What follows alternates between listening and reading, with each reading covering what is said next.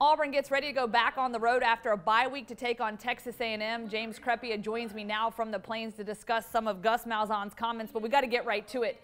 Kamryn Pettway out for the remainder of the season. That is something he disclosed to us today. What do we know about this injury and what caused this whole thing? Well, it happened against Arkansas late in the game. Malzahn said obviously it had taken place in the second half. Pettway only had 2 carries in the first half against Arkansas. But that obviously is it's a little bit unusual. A fractured, scapula, that's a shoulder blade. That's a little bit unusual for a running back to incur that kind of injury in general, obviously other than getting hit from behind or something, but Pettway is usually pretty much a downhill, downward force kind of running back. So a little bit unusual, but nevertheless late in that game, and the recovery time seems like the regular season is, to say the least, out of the question.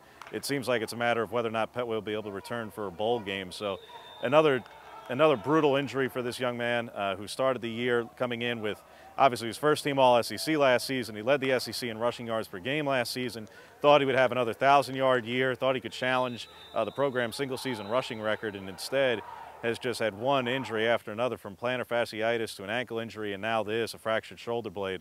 Just a brutal season for Kamryn Pettway. And James, how big of an impact does this have overall on the team? We saw this happen last year where several of Auburn starters went down with injuries. We've seen a mix of guys getting hurt here. It's expected. We're 10 weeks into the season, but really, what kind of impact does this particular injury have on this backfield?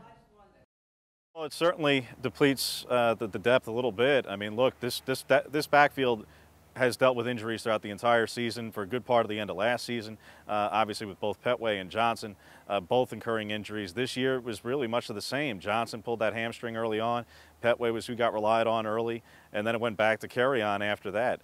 For this now to be another injury for this backfield, yes, Kerryon Johnson you feel great about and very confident about, but his past 2 seasons have been plagued by injuries. And after that, you have Cam Martin, Malik Miller, Devin Barrett, guys who we've been asking this coaching staff, in particular Gus Malzahn, why have these guys not gotten more carries and more meaningful spots?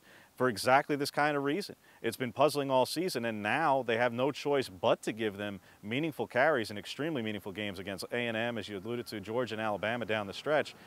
Kerryon Johnson cannot carry the ball 35, 40 times a game. I mean, he can't be the only running back. So Cam Martin and Malik Miller and Devin Barrett are going to have to get carries now in extremely meaningful spots that they just haven't done before.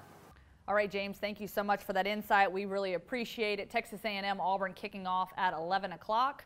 And for all your Auburn Tiger updates, you can visit us on AL.com.